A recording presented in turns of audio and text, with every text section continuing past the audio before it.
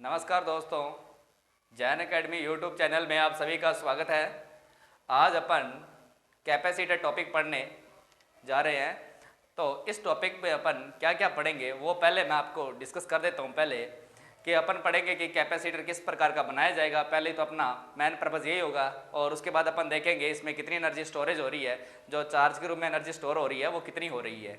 उसके बाद अपन देखेंगे कि कैपेसिटर किस पर वर्क करता है, एसी पर वर्क करेगा या डीसी पर वर्क करेगा वो देखेंगे। कैपेसिटर कौन सा लीनियर होगा और कौन सा नॉन लीनियर होगा वो भी अपन देखेंगे। और फिर देखेंगे डिपेंडेंसी ऑफ कैपेसिटर, मतलब कि डिपेंड किस पे करता है कैपेसिटर। और उसके बाद देखेंगे कॉम्बिनेशन ऑफ कैपेसिटर। और अपना लास्ट टॉपिक रहेगा वो रहेगा कूलम्ब्स लॉ। कूलम्ब्स लॉ में ये बताता है कि कितना चार्ज आपका फोर्सेबल रहता है, वो चीज़ें अपन देखेंगे। तो अपन करें स्टार्ट कैपेसिटर। तो कैपेसिटर पढ़ने से पहले अपन कुछ बेसिक चीज़ें बता देता हूँ मैं कि कैपेसिटर बनता कैसे है, और आप हेडिंग डाल दें कैपेसिटर। देखो कि कैपेसिटर बनाने के लिए अपने को क्या चाहिए, दो धात्विक प्लेटें चाहिए। मैंने ये दो धात्विक प्लेटें ले ली।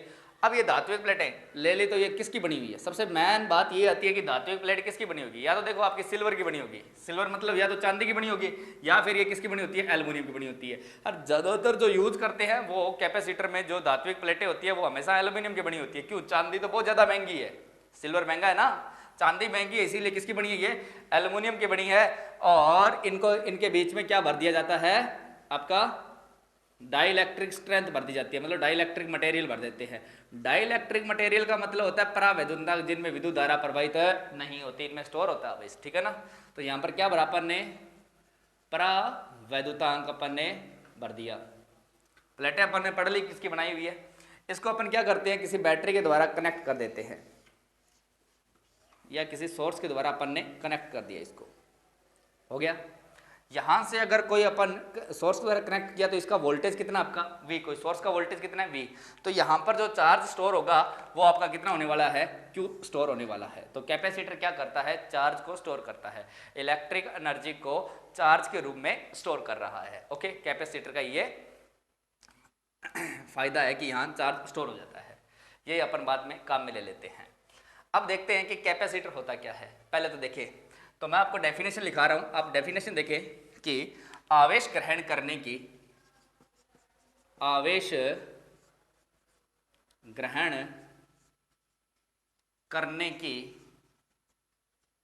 क्षमता धारिता कहलाती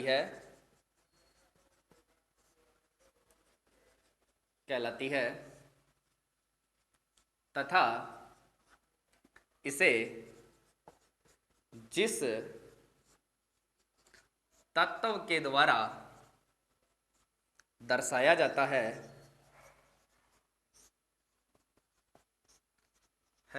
उसे संधारित्र कहते हैं। संधारित्र मतलब कैपेसिटर कहते हैं। हो गया, काफी अच्छी डेफिनेशन है। अब अपने क्या करना है कि संधारित्र अपन ने देखा कि क्या है, कि आवेश स्टोर करने की कोई डिवाइस है।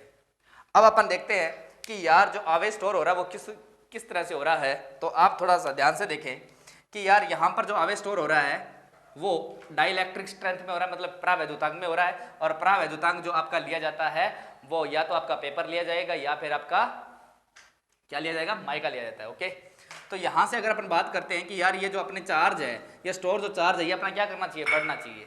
तो ये बढ़ेगा कब, जब अपने क्या करेंगे, सप्लाई वोल्टेज को बढ़ाएंगे तो आपका चार्ज क्या करेगा, ऑटोमेटिक बढ़ेगा, कोई दिक्कत नहीं है।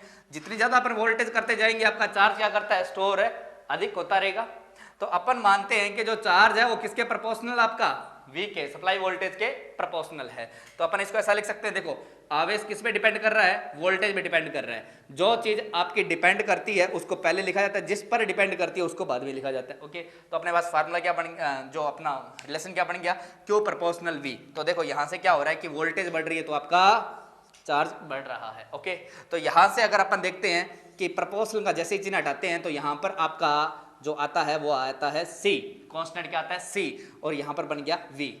ओके, तो यहाँ से अपन देखा कि अपने के पास जो भी क्वेश्चन पूछे जाते हैं वो जो अपना नियतांक आता है, कांस्टेंट वैल्यू आती है, उसी से आपके न्यूमेरिकल पूछ जाते हैं, उसी की आपकी यूनिट पूछ जाती है, उसी से आपके कोई न्यूमेरिकल क्वेश्चन पूछ जाएंगे। ओके, तो अपन C की वैल्यू निकालते हैं, तो C की वैल्यू होगी C equal Q upon V।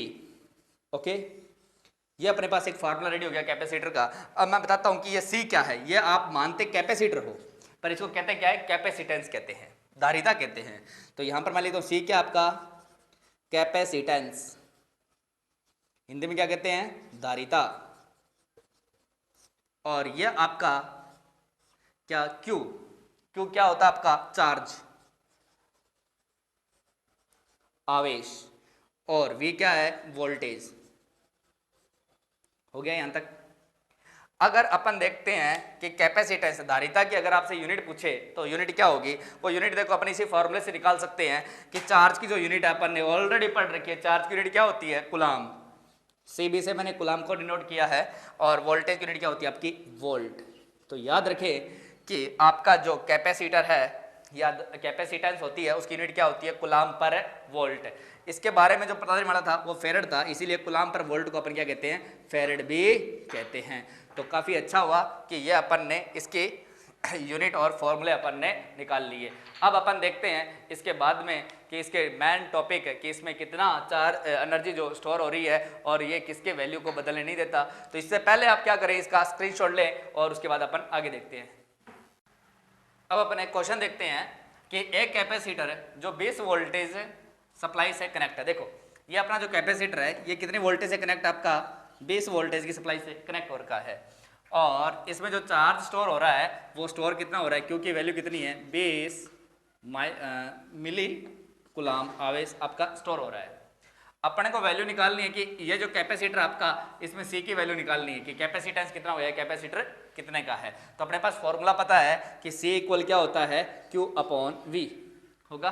तो यहाँ से अगर अपन वैल्यू पुट करें तो क्यू की वैल्यू कितनी है आपकी, 20 इंटू 10 की पावर, देखो मिली है तो मिली का मतलब क्या होगा, 10 की पावर -3, तो 10 की पावर -3 मिली हट गया, तो वी वोल्टेज कितना आपका 20। यहाँ पर अगर डाटा गलत हो गया, यहाँ पर देखो मिली 40 कूलाम है, सॉरी मैंने गलत कर दिया, यहाँ ये 40 कूलाम है, हो गया 40 मिली कूलाम था। अब देखो कितने से कट गया, ये 2 से कट गया, तो C इक्वल कितना आ गया, 2 इंटू 10 की पावर -3। तो 2 इंटू 10 की पावर -3 को अपन क्या लिख सकते हैं कि 2 मिली फैरेड, जो आपका कैपेसिटर है वो कितने का आएगा, 2 मिली फैरेड का आएगा। ओके, सिंपल सा क्वेश्चन था, अगर फार्मूले से कई बार क्वेश्चन पूछ लिया जाता है तो उसको इसी प्रकार अपन सॉल्व कर सकते हैं। ओके, तो स्क्रीनशॉट लें इसका।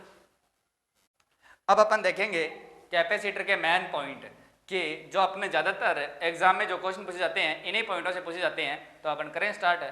तो सबसे पहला पॉइंट जो है आप हेडिंग डालें और नोट डाल के इन पॉइंटों को लिखते रहें, और जो मेन पॉइंट है वो मैं इनके बारे में बता रहा हूँ। तो लिखें कि कैपेसिटर कैसा एलिमेंट है, पहले तो देखें कैपेसिटर एक पैसिव एलिमेंट है। पैसिव एलिमेंट का मतलब निष्क्रिय तत्व है। सबसे बड़ी बात आती है यार निष्क्रिय तत्व कैसे, है ना। तो निष्क्रिय तत्व क्या होते हैं कि वे तत्व जो सर्किट को लंबे समय तक एनर्जी नहीं दे सकते, निष्क्रिय तत्व कहलाते हैं। अब आपके दिमाग में आ रहा होगा कैपेसिटर तो अपने को चार्ज करने के बाद सप्लाई देता है ना, तो याद रखें कि कैपेसिटर सब चार्ज करने के बाद अपने को सप्लाई देता है, पर वो लंबे समय तक नहीं देता, वो मिली सेकेंड के लिए देता है। इसीलिए अपन कहते हैं कि कैपेसिटर एक क्या है, निष्क्रिय तत्व है। वैसे मैंने टाइप्स ऑफ एलिमेंट में इसके बारे में डिस्कस कर रखा है। ओके, तो करें स्टार्ट आगे। तो कैपेसिटर एक निष्क्रिय तत्व है, मतलब इसको कह सकते हैं पैसिव एलिमेंट है। दूसरी अगर अपन बात करें कि कैपेसिटर में जो आपका चार्ज यहाँ पर स्टोर हो रहा था, तो ये जो स्टोर हो रहा था ये किस रूप में होता है वो देखते हैं। तो याद रखें कि कैपेसिटर में एकत्रित ऊर्जा स्थितिज ऊर्जा वैद्युत रूप में होती है।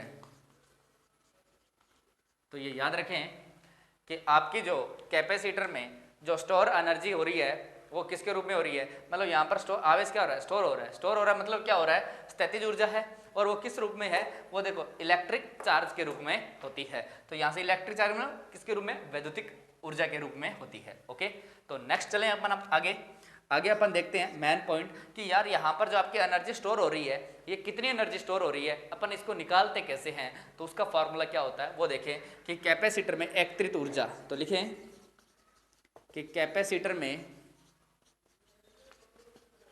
एकत्रित ऊर्जा 1/2 सी वी स्क्वायर होती है। तो अगर अपने को याद ध्यान में रखना है कि यहाँ पर जो कैपेसिटर में जो एकत्रित ऊर्जा हो रही है उसकी अगर अपने को वैल्यू निकालनी है वो किस फॉर्मूले से निकालेंगे, 1/2 सी वी स्क्वायर से निकालेंगे। ओके, तो नेक्स्ट अपन देखते हैं मेन पॉइंट इसका। आपसे ये पूछा जा सकता है कि कैपेसिटर किसकी वैल्यू को चेंज नहीं होने देता। तो ये जो चार्ज स्टोर हो रहा है, ये जो आपका सप्लाई जो वोल्टेज है इसकी वैल्यू को आपको चेंज नहीं होने देता, मतलब सडनली चेंज नहीं होने देता। ओके, अपन चेंज तो कर सकते हैं पर सडनली अचानक से इसकी वैल्यू को चेंज नहीं होने देता। तो याद रखें कि कैपेसिटर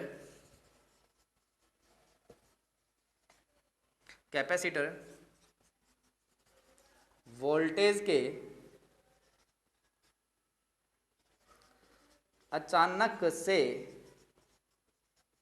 मान को बदलने नहीं देता। ओके, अब अगर अपन बात करते हैं कि ये तो चलो अच्छा हुआ कि अपने पास ये पता चल गया कि कैपेसिटर किसकी वैल्यू को बदल नहीं देता, तो वोल्टेज की वैल्यू को नहीं बदलने देता। अगर आपसे मैंने इंडक्टर में पढ़ाया था, इंडक्टर किसकी वैल्यू को बदलने देता, वो करंट की वैल्यू को बदलने नहीं देता। तो आप कभी भी कैपेसिटर और इंडक्टर पढ़ें तो आप कंपैरिजन करके पढ़ना, जो ज़्यादातर आपको याद रहता है। कंपैरिजन में ज़्यादा वैल्यू अपने पास याद रहती है। ओके, तो आगे चलते हैं अपन नेक्स्ट टॉपिक में अपन देखते हैं कि यार ये किस प्रकार का एलिमेंट है। ये जो एलिमेंट होता है, एक तो अपन कहते हैं इसको पैसिव एलिमेंट है, दूसरी बात ये कि ये जो है ये लीडिंग एलिमेंट होता है। लीडिंग का मतलब होता है कि इसमें जो करंट है वो वोल्टेज से 90 डिग्री आगे रहती है। इसीलिए अपन क्या कहते हैं कि जो आपका कैपेसिटर है वो क्या है, लीडिंग एलिमेंट है, मतलब अग्रगामी तत्व है। तो मैं यहां पर लिख देता हूं कि कैपेसिटर एक लीडिंग, हिंदी में बोलते हैं अग्रगामी तत्व है। अब बात करते हैं क्यों है, क्योंकि शुद्ध कैपेसिटर में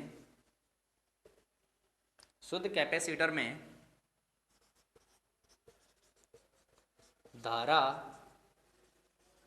वोल्टेज से 90 डिग्री आगे होती है। ओके, तो आप इन टॉपिकों को ध्यान में रखें। आगे नेक्स्ट देखते हैं अपन, पहले इसका स्क्रीनशॉट ले लें आप।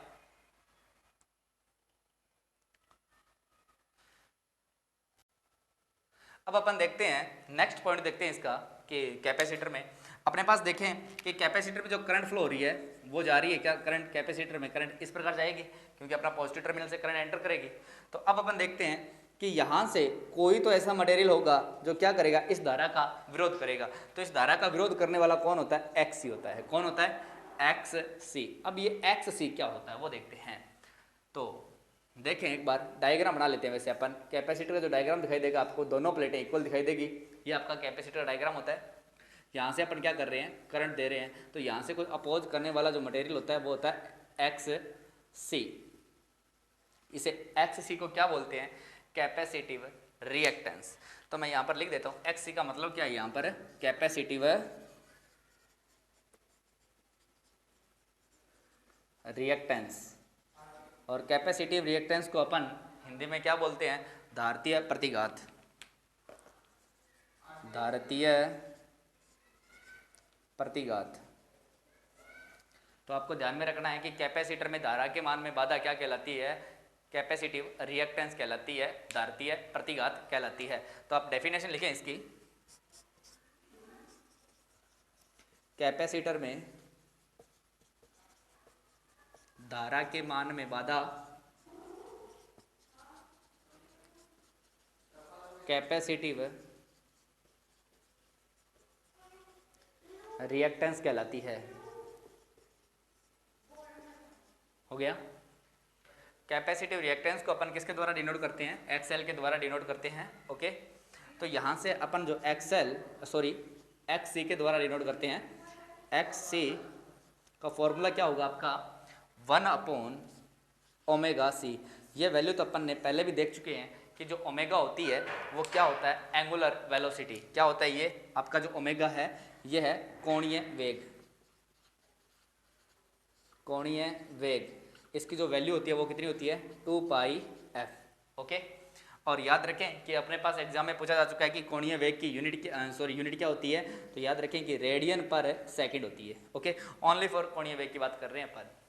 अब अपन बात करते हैं कि इस इक्वेशन में अगर अपन कोणीय वेग ओमेगा की वैल्यू पुट करते हैं तो क्या निकल के आता है, देखते हैं। तो एक्स सी इक्वल क्या हो जाएगा, 1 ओमेगा की वैल्यू कितनी पुट करनी है, 2 पाई एफ एल सी। तो याद रखना है कि आपको जो कैपेसिटिव रिएक्टेंस होती है उसका फॉर्मूला क्या होता है, एक्स सी इक्वल 1/2 पाई एफ सी हो गया। तो अब ये एक प्रकार का प्रतिरोधी तो है ना, तो इसकी यूनिट क्या होती है आपकी, ओम होती है।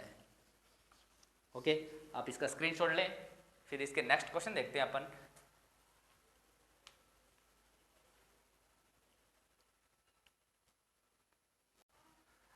मैन पॉइंट ऑफ कैपेसिटर में अपना एक पॉइंट और रह गया, पहले वो डिस्कस कर लेते हैं, उसके बाद अपन इसके न्यूमेरिकल्स और क्वेश्चंस करके देखेंगे। ओके, तो क्या टॉपिक है कि अगर हेडिंग डाल दें कि अगर कैपेसिटर को डीसी सप्लाई दे दी जाए, या तो देखो डीसी सप्लाई दे दी जाए, या फिर आपके पास कई बार पेपर में क्वेश्चन आएगा टी इन्फिनिटी, मतलब टी अनंत टाइम पर कैपेसिटर कैसा व्यवहार करेगा, ये देखना है। तो बात एक ही है, याद रखना कि टी अनंत पर या फिर कैपेसिटर को डीसी सप्लाई दे दें, वो बात एक ही होती है। या फिर कई बार क्वेश्चन आता है कि स्टडी स्टेट कंडीशन में कैपेसिटर किसकी तरह व्यवहार करता है, तो काफी अच्छा क्वेश्चन है। तो याद रखें ये स्टडी स्टेट कंडीशन में या फिर टी अनंत पर या डीसी सप्लाई पर अपना कैपेसिटर है वो किसकी तरह व्यवहार करेगा, तो वो देख लेते हैं। तो अपने पास एक चीज है कि डीसी सप्लाई देने का मतलब होता है कि डीसी की जो फ्रीक्वेंसी होती है वो होती है आपकी 0 हर्ट्ज। अपन जानते ही हैं, काफी टाइम से ये पढ़ते आ रहे हैं, जब अपना पढ़ना स्टार्ट करते हैं टेक्निकल, तो ये अपने को पहला टॉपिक आता है कि डीसी की फ्रीक्वेंसी 0 हर्ट्ज होती है। अब अपन ने देखा कि कैपेसिटिव रिएक्टेंस जो होती है वो होती है 1/ओमेगा सी। ओके, तो यहां से कैपेसिटिव रिएक्टेंस का अगर मैं फॉर्मूला पुट करता हूं ओमेगा का, तो ओमेगा इक्वल होता है 2 पाई एफ, यहां से वैल्यू पुट कर दी तो अपने क्या मिल गया, 2 पाई एफ सी। तो आप डायरेक्ट याद रखें कि इंडक्टिव रिएक्टेंस जो होती है वो डायरेक्ट ये होती है, हो गया। अगर मैं क्या करता हूं कि अगर डीसी सप्लाई इस पे लगाऊंगा तो डीसी सप्लाई में क्या होगा, फ्रीक्वेंसी जो अपनी है वो 0 हर्ट्ज होगी, और 0 हर्ट्ज अगर मैं यहां पर डाटा पुट करता हूं तो वो देखें क्या होगा आपका, x इक्वल क्या हो गया 1/2 पाई इंटू 0 इंटू सी। तो ये वैल्यू जो हो गई आपकी 1/0, और आप देखो ये अपरिमेय संख्या आ गई, 1/0 का मतलब हो गया अपरिमेय संख्या आ गई, तो एक्स सी का मतलब हो गया आपका इन्फिनेटिव। तो अगर आप क्या कर रहे हो कि किसी कैपेसिटर को डीसी सप्लाई दे रहे हो तो उसका जो एक्स सी कैपेसिटिव रिएक्टेंस जो है वो अनंत हो रहा है। अब किसी सर्किट का कैपेसिटिव रिएक्टेंस क्या हो रहा है, अनंत हो रहा है, मतलब रेजिस्टेंस, एक प्रकार का रेजिस्टेंस अनंत होने का मतलब होता है कि वो ओपन सर्किट है ना। तो याद रखें कि अगर किसी कैपेसिटर को डीसी सप्लाई दे दी जाए तो वो कैसा व्यवहार करेगा, ओपन सर्किट की तरह व्यवहार करेगा। तो यहां पर आप एरो डाल के इसको लिख लें, पहले तो इसको आप अगर उतारना, अगर इसका आप कॉपी करना चाहें तो कॉपी कर लें, नहीं तो आप डायरेक्ट एक नोट डाल सकते हैं कि कैपेसिटर को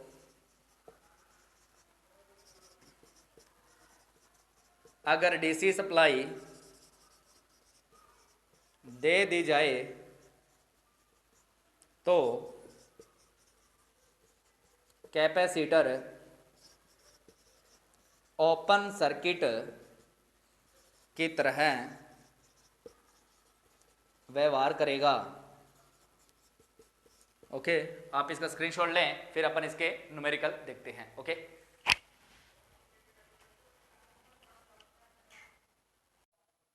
तो अब अपन देखते हैं क्वेश्चन, कैपेसिटर के जो क्वेश्चन पूछे जाते हैं वो किस प्रकार के हैं वो अपन डिसाइड करते हैं। देखें सामने, तो आप करके देखें एक बार कि आपसे हो रहे हैं ये क्वेश्चन, तो देखते हैं। देखो इनके बारे में वैसे अपन डिस्कस तो कर चुके हैं, चलो अपन स्टार्ट करते हैं इनको। कि एक कैपेसिटर है जो क्या कर रहा है, 50 वोल्टेज की सप्लाई से जोड़ा गया है। कैपेसिटर है जो कितने वोल्टेज सप्लाई से जोड़ा गया, वी की वैल्यू कितनी आपकी 50 वोल्ट हो गया, जोड़ा जाता है। और इसमें एक्ट्रित आवेश जो आपका चार्ज स्टोर हो रहा है वो कितना हो रहा है आपका 100 मिली वेबर आपका चार्ज स्टोर हो रहा है।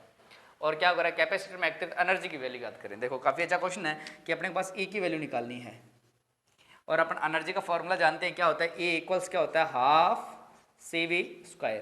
तो यहाँ पर अपने पास क्या चाहिए कि एनर्जी वैल्यू निकालने के लिए सी की वैल्यू चाहिए, कैपेसिटेंस की वैल्यू चाहिए, पर कैपेसिटर की वैल्यू अपने पास दे ही नहीं रखी है। तो अपन क्या कर सकते हैं कि इससे पहले अपन एक फार्मूला पढ़ा था कि आपका जो कैपेसिटेंस का फॉर्मूला पढ़ा, सी इक्वल्स क्या पढ़ा था Q/V, पढ़ा। तो सी क्यू की वैल्यू कितनी है आपके पास 100 इंटू, देखो मिली है तो मिली का मतलब 10⁻³ अपॉन कितना आ गया 50, तो कितने से डिवाइड हो गया ये आपको 2। तो आपकी जो कैपेसिटेंस की वैल्यू आ गई वो आ गई 2, 10⁻³ को क्या बोलते हैं मिली, तो 2 मिली फैरड आपका क्या आ गया कैपेसिटेंस की वैल्यू आ गई। अब ये कैपेसिटेंस की वैल्यू अपन यहाँ पर पुट कर लेते हैं तो अपना आंसर आ जाएगा। तो E इक्वल्स क्या कर देंगे हाफ, C की वैल्यू कितनी है आपकी 2 इंटू मिली में है तो 10⁻³ इंटू वोल्टेज की वैल्यू कितनी है आपकी 50, तो 50 का स्क्वायर कितना हो गया 2500 ही होगा ना, तो 50 का स्क्वायर कितना ये हो गया। अब अपन इसको क्या करते हैं कैंसिल करते हैं, तो ये इससे कैंसिल हो गया, तो अपने पास E इक्वल्स कितना बच गया आपका 2500 इंटू 10⁻³ तो यहाँ से अगर अपन देखें तो E की वैल्यू कितनी आ जाएगी, इसको अगर अपन डिवाइड करेंगे तो कितना गया 2.5 आपका जूल आंसर आ गया। ओके, तो आपका आंसर क्या होगा 2.5 जूल। तो यहाँ पर याद रखना 2.5 मिली जूल है, तो अपने पास मिली जूल तो आ ही नहीं रहा क्योंकि अपन ने ये वैल्यू हटा दी ना 10⁻³ यहाँ पॉइंट लगा दिया था, तो 10⁻³ चला गया तो अपने पास जूल में आ रही है, तो डॉट जूल में तो आपका सी आंसर होगा। ओके, आगे अपन चलते हैं नेक्स्ट क्वेश्चन पे कि दिए गए सर्किट में कैपेसिटेंस में कैपेसिटिव रिएक्टेंस की वैल्यू ज्ञात करें। तो कितना सिंपल क्वेश्चन है, करना स्टार्ट करते हैं। देखो तो इसमें क्या करना है कि अपने पास एक कैपेसिटर दे रखा है, डायग्राम आपको दिखाई दे रहा है, तो यहाँ पर अपने पास क्या करना है कि सी की वैल्यू जो है आपकी 10 माइक्रोफेरेड है और जो वोल्टेज की वैल्यू है वो है 200 वोल्ट और जो आपकी फ्रीक्वेंसी की वैल्यू है वो आपकी 50 हर्ट्ज। तो अपने कैपेसिटिव रिएक्टेंस की वैल्यू देखते हैं तो कितना होगा कि एक्स सी इक्वल क्या होता है 1/2π/FC होता है, ये अपने पास कैपेसिटिव रिएक्टेंस होता है।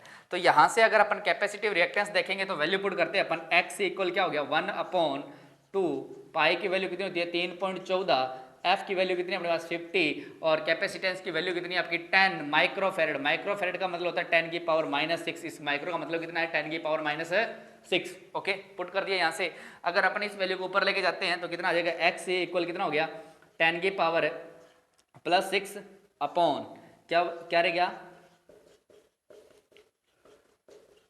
अपना डाटा ये रह गया। अब अपन क्या करते हैं कि यहाँ से अगर अपन क्या करें पॉइंट को डालें तो पॉइंट को जैसे हटाएंगे तो ऊपर कितना चला गया आपका 100।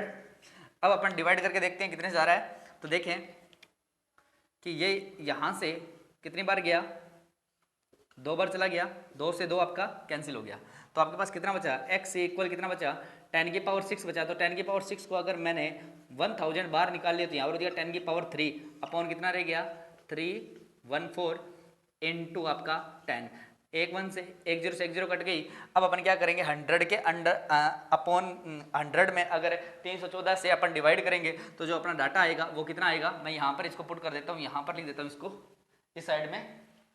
तो देखें तो उधर तो आपका फिर बोर्ड दिखाई नहीं देगा, मैं इस साइड में लिख देता हूँ इसको कि इसके बाद में आपको क्या करना है यहाँ तक आना है।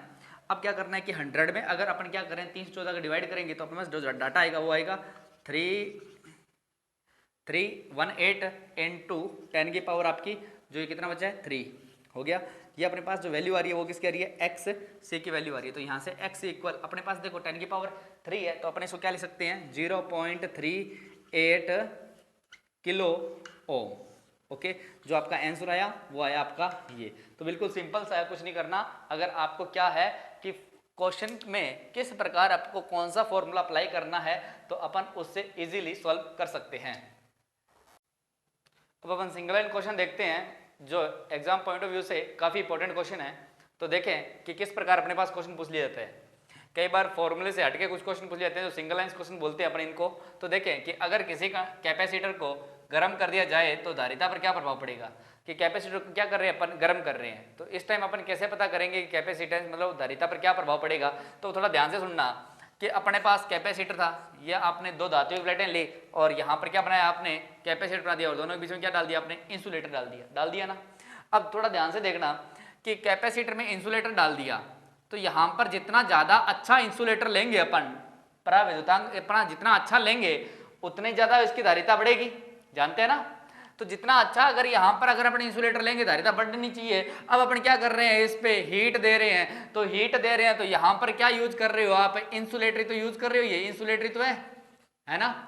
तो इंसुलेटर को क्या कर रहे हो आप, गर्म हो रहा है, तो इंसुलेटर गर्म होगा तो आपका रेजिस्टेंस क्या हो रहा है, कम हो रहा है, तो रेजिस्टेंस कम हो रहा है, तो जिसका रेजिस्टेंस कम होता है उसकी धारिता क्या हो जाती है, कम हो जाती है। तो आपका याद रखना कि अगर किसी कैपेसिटर गर्म करेंगे तो क्या हो जाएगा, उसका रेजिस्टेंस घट जाएगा, किसका, डाइलेक्ट्रिक स्ट्रेंथ का, रेजिस्टेंस घट गया, तो रेजिस्टेंस घट गया तो क्या हो गया, आपका धारिता घट चुकी है, तो हो गया आप इसका आंसर क्या होगा, घटेगी। ओके, काफी अच्छा क्वेश्चन था। आगे चलते हैं अपन नेक्स्ट क्वेश्चन की ओर। कैपेसिटर अचानक से किसके मान को बदलने नहीं देता, मतलब कि क्या कर रहा है कि किसकी सडन चेंज होने नहीं देता, कैपेसिटर किसकी सडन चेंज नहीं होने देता। तो आप अपन ने सिंगल लाइन में साफ साफ पढ़ा था कि कैपेसिटर वोल्टेज की वैल्यू को चेंज नहीं होने देता। अगर आपके पास यहां पर कैपेसिटर की जगह अगर यहां पर आता कि इंडक्टर, बता दें कि अगर इंडक्टर लिखा था, प्रेरक लिखा था, तो किसके मान को चेंज नहीं होने देता, वो धारा के मान को चेंज नहीं होने देता। तो ये दोनों चीजें याद रखें, इनमें से कुछ पूछ लिया जाएगा। ओके, आगे नेक्स्ट चलते हैं अपन क्वेश्चन की ओर कि सप्लाई फ्रीक्वेंसी को बढ़ा दिया जाए तो कैपेसिटिव रिएक्टेंस पर क्या प्रभाव पड़ेगा। काफी अच्छा क्वेश्चन है कि अगर अपन सप्लाई फ्रीक्वेंसी क्या कर रहे हैं, बढ़ा रहे हैं, तो एक्सी पर क्या प्रभाव पड़ेगा। तो देखें एक बार अपन एक्सी का फॉर्मूला देखते हैं।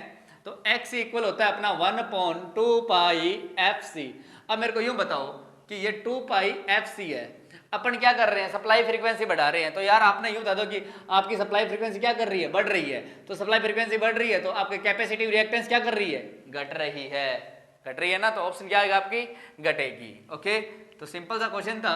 और आप याद रखें कि यार जो क्वेश्चन आपका जो किस लेवल से पूछा जा रहा है, अगर आपको उसका तोड़ पता चल जाता है ना, अगर आपको कंसेप्ट पता चल जाता है, तोड़ पता चल जाता है, तो आप इजीली क्वेश्चन कर सकते हो।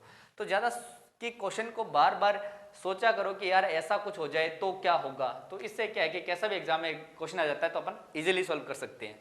अपन नेक्स्ट क्वेश्चन देखते हैं। कैपेसिटर को अगर डीसी सप्लाई से जोड़ दिया जाए तो क्या होगा, जोड़ दिया जाए तो, बस अब आगे डिपेंड करता है, देखो ऑब्जेक्टिव पर, कैपेसिटर शॉर्ट सर्किट होगा, कैपेसिटर ओपन सर्किट होगा, कैपेसिटिव रिएक्टेंस अनंत होगी। तो देखिए अपन क्या होता है, अगर अपन डीसी सप्लाई से जोड़ रहे हैं, तो मैंने डीसी सप्लाई से जोड़ने का मतलब बताया था, देखो मैं यहां पर आपका सॉल्व कर रहा हूं।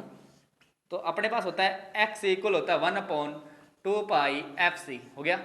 यहां पर अगर अपन क्या कर रहे हैं, डीसी सप्लाई से जोड़ रहे हैं, मतलब जो फ्रीक्वेंसी उसकी वैल्यू कितनी कर रहे हो आप, 0 कर रहे हो, तो आपकी जो क्या आ रही है, एक्स की वैल्यू कितनी आ रही है, अनंत आ रही है। तो इसमें ऑप्शन देखें कि यहां पर कैपेसिटिव रिएक्टेंस कितना होगा, अनंत होगा, तो ये ऑप्शन आपका सही है। अब अपने पास दो ऑप्शन और रह गए, ये चेक और कर लेते हैं, इनमें से क्या होगा, कैपेसिटिव शॉर्ट सर्किट होगा। कैपेसिटर शॉर्ट सर्किट क्यों होगा साहब, कि अनंत है, ओपन सर्किट की तरह व्यवहार करेगा, मतलब एक्सी की वैल्यू क्या है, अनंत है, तो किस की तरह व्यवहार करेगा, ओपन सर्किट की तरह व्यवहार करेगा। तो कैपेसिटर कैसे व्यवहार करेगा, ओपन सर्किट की तरह व्यवहार करेगा, मतलब बी और सी दोनों होगा। तो यहां पर जो आपका ऑप्शन है, ये मिस्टेक से गलत लिख दिया, इसको लिखे डी प्लस सी से। ओके, तो आपका ऑप्शन कौन सा होगा, डी। तो आप इसका स्क्रीनशॉट लें एक बार, काफी अच्छे क्वेश्चन थे। तो अभी अपन देखते हैं दो अच्छे क्वेश्चन हैं। देखो क्या क्वेश्चन कह रहा है कि एक 50 माइक्रोफैराड का कैपेसिटर व 100 वाट ऑब्लिक 220 वोल्ट लैंप श्रेणी क्रम में जोड़े गए हैं। अच्छी बात है, डायग्राम बनाते हैं फिर समझते हैं क्या हो रहा है कि आपका एक कैपेसिटर है और एक आपका बल्ब जोड़ा गया है, ये दो आपके चीजें जोड़ी गई है। ये जो बल्ब आपका ये कितने वाट का है, ये है आपका 100 वाट और 220 वोल्ट का है, रेटिंग दी गई है इसकी। और ये जो कैपेसिटर आपका ये है 50 माइक्रोफैराड का, हो गया। अपन क्या कर रहे हैं इसमें, यदि इसको कितनी सप्लाई से दिया जोड़ा जाता है, इसको 220 वोल्ट की सप्लाई से जोड़ रही है, जोड़ देते तो लैंप मंद जलेगा, मतलब कि किसमें आपका जो लैंप है सबसे धीमा जलेगा। तो ये निकालना है कि यहाँ पर अपने को लैंप की वैल्यू क्या निकालनी है, सबसे डाउन जलना चाहिए। लैंप जो प्रकाश उत्पन्न कर रहा है वो सबसे कम करना चाहिए, तो किस फ्रीक्वेंसी पर उत्पन्न करेगा प्रकाश सबसे कम, तो वो देखते हैं अपन जानते हैं कि एक्स सी इक्वल होता है 1/2 पाई एफ सी, हो गया। अब अपने पास कैपेसिटेंस की वैल्यू रखें या नहीं रखें, अपन देखें एक चीज आपको रिलेशन बता रखा था मैंने, तो देखें कि कैसे कि यहाँ पर अगर फ्रीक्वेंसी की वैल्यू बढ़ाता हूँ तो आपकी एक्स की वैल्यू घटती है ना। ये रिलेशन है कि अगर फ्रीक्वेंसी की वैल्यू बढ़ रही है अपनी, तो एक्स की वैल्यू क्या कर रही है, घट रही है। पर अपने यहां पर क्या चाहते हैं, अगर एक्स का मान अगर जितना ज्यादा हो सके उतना ज्यादा ला के आना है, जितना ज़्यादा हो उसके उतना ज़्यादा एक्सी का मान लेके आएंगे तो ये बल्ब क्या करेगा, आपका कम जलेगा। तो अपन क्या करें कि यार अपने को तो एक्सी की वैल्यू बढ़ानी है, तो बढ़ानी है तो अपने को फ्रीक्वेंसी क्या करना पड़ेगा, कम करनी पड़ेगी, फ्रीक्वेंसी कम से कम लेनी पड़ेगी ना, कम से कम फ्रीक्वेंसी। तो यार ऑब्जेक्टिव में कम से कम फ्रीक्वेंसी कौन सी है आपकी, 1 हर्ट्ज। तो 1 हर्ट्ज पे आपका जो एक्सी है वो अधिकतम आएगा, 100 हर्ट्ज पे 1 हर्ट्ज से आपका जो एक्सी है वो कम आएगा। आप करके देख लेना कैलकुलेट, पर कैलकुलेट करने की जरूरत नहीं है, यहाँ से अपने को रिलेशन पता चल रहा है कि एक्सी की वैल्यू सबसे कम लोगे, एफ की वैल्यू सॉरी फ्रीक्वेंसी वैल्यू कम लोगे तो एक्सी की वैल्यू आपकी बढ़ जाएगी। तो बढ़ जाएगी तो यहाँ पर रेजिस्टेंस ज्यादा आ गया, आपका ज्यादा आ गया तो क्या करेगा, आपकी वोल्टेज ड्रॉप यहाँ पर ज्यादा होने लग जाएगी, इस बल्ब को इतना मिलेगा नहीं, तो कौन सा बल्ब कम चलने लग जाएगा, तो इसीलिए आपका क्या हो जाएगा, 1 हर्ट्ज हो गया। तो सिंपल सा क्वेश्चन है, कोई दिक्कत नहीं है। आगे अपन चलते हैं एक क्वेश्चन नेक्स्ट पे कि एक कैपेसिटर 10 एम्पियर करंट पास कर रहा है और सप्लाई वोल्टेज जो आपकी 20 वोल्ट है, 50 हर्ट्ज है, तो धारिता का मान ज्ञात करें। काफी अच्छा क्वेश्चन है। देखो इसमें वैल्यू क्या दी गई है, आपको आई की वैल्यू दी गई है 10 एम्पियर और आपको वोल्टेज की वैल्यू दी गई है 20 वोल्ट और फ्रीक्वेंसी दी गई है आपको 50 हर्ट्ज। अपने क्या करना है, सी की वैल्यू निकालनी है। ऐसा कभी फॉर्मूला नहीं आया अपने पास कि आई वे एफ सी की वैल्यू आ जाए ना। तो क्या करना है, इस प्रकार के क्वेश्चनों में आप जानते तो हैं अपन कि यार ओम्स लॉ लगाएं, अगर ओम्स लॉ के अकॉर्डिंग देखते हैं तो ओम्स लॉ क्या कहता है आपका कि V और I का रेशो क्या होता है, कांस्टेंट होता है। तो यहां से अगर मैं क्या करूं कि अपने पास इस बार क्या है, R तो है नहीं, R की जगह अपन क्या मानते हैं, X ही मानते हैं कैपेसिटर में ना। ये जो अपन X ही मानते हैं तो अपन लिख सकते हैं कि X equal V upon I। होगा कि नहीं होगा, होगा, क्योंकि अपने पास कैपेसिटर में क्या होता है, आर को क्या मानते हैं अपन, एक्स ही मानते हैं, एक प्रकार रेजिस्टेंस ही तो है। तो यहां पर अपन एक्स की वैल्यू निकालें तो वी की वैल्यू कितनी है आपकी, वी की वैल्यू आपकी है 20 और आई की वैल्यू आपकी 10, तो कितनी आ गई आपकी एक्स की वैल्यू 2 ओम होगी। हो गया। अब अपन जानते हैं कि एक्स इक्वल क्या होता है, 1 अपॉन 2 पाई एफ सी। हो गया। तो यहां पर अपन क्या करेंगे, वैल्यू पुट कर देंगे तो एक्स इक्वल कितना हो गया, 1 अपॉन 2 पाई, पाई की वैल्यू कितनी है 3.14 इंटू एफ की वैल्यू कितनी है आपके पास 50 और आपके पास सी की वैल्यू तो अपने को निकालनी है। हो गया। तो यहां से और एक्स की वैल्यू कितनी है आपके पास 2, ये पुट कर दिया अपन, एक्स की वैल्यू ऑलरेडी अपने पास 2 आ चुकी है, यहाँ पुट कर दिया। सी की वैल्यू अगर अपन इधर ले आए तो ये आपका 2 कहां चला गया, इधर चला गया। अब एक के अंदर इतने का अपन डिवाइड कर देंगे तो आपका आंसर आ जाएगा। तो देखें कैसे करते हैं अपन इसको, देखें कि आपका 2 से 2 को 50 से मल्टीप्लाई किया तो 100 आया। तो देखो इन दोनों को मल्टीप्लाई करेंगे तो 100 आया, 100 से अपना जो ये पॉइंट गायब हो चुका है, कोई प्रॉब्लम नहीं है। तो यहां से अपने पास जो डाटा आया वो कितना आया, C इक्वल 1 अपॉन 314 इंटू 2। अगर अपन इसको सॉल्यूशन करते हैं तो आपका आंसर आ जाएगा। तो आप एक बार करके देखें, यहां से आपको दिखाई नहीं दे रहा होगा तो इस क्वेश्चन को अपन इधर सॉल्व करते हैं। तो देखें एक्स की वैल्यू कितनी है अपने पास, एक्स की वैल्यू अपन ने ऑलरेडी फाइंड की है, कितना है 2। तो 2 इक्वल एक्स की वैल्यू पुट कर दी, इक्वल लगाया 1 अपॉन 2, ये 2 पाई की वैल्यू कितनी है 3.14 हो गया। अब अपन देखें कि जो एफ फ्रीक्वेंसी है वो कितनी है आपकी 50 हर्ट्ज और आपका कितना है कैपेसिटेंस की वैल्यू अपने को निकालनी है, सी की वैल्यू निकालनी है। तो ये सी अगर अपन इधर ले आए, इस 2 को इधर भेज दें तो सी इक्वल क्या हो गया आपका 1 अपॉन 2 इंटू 3.14 इंटू 50 इंटू 2। यहां से अगर अपन सॉल्व करें तो देखो 50 को 2 से मल्टीप्लाई किया आपका 100 हो गया, 100 से आपका क्या हो गया, ये 0 गायब हो चुकी है। तो यहां से अपने पास क्या बच गया, एक में डिवाइड करना है अपने को, कितने को 1 डिवाइड बाई 314 इंटू 2।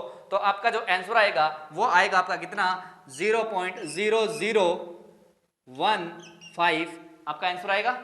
तो यहां से अपने पास जो कैपेसिटेंस आएगी वो कितने फेरेड आएगी 0.0015 फेरेड आपका आंसर आ जाएगा, कोई प्रॉब्लम नहीं है। तो यहां तक अपन ने जितने भी न्यूमेरिकल्स क्वेश्चन बनते हैं वो अपन ने सॉल्व किए हैं। और इसके बाद जो अपना वीडियो आने वाला है वो है डिपेंडेंसी ऑफ कैपेसिटर। कैपेसिटर किन किन पर डिपेंड करता है उसके बारे में अपन देखेंगे, साथ में टाइप्स ऑफ कैपेसिटर के बारे में भी अपन चर्चा करेंगे उस वीडियो के अंदर। तो वो वीडियो देखने के लिए आप सब्सक्राइब का बटन जरूर दबाएं और बेल आइकन का बटन भी दबा लें, जिससे आप इंडिकेट होता रहे आपको कि आगे वाला वीडियो कब आपका शो होने वाला है। Okay, bye bye.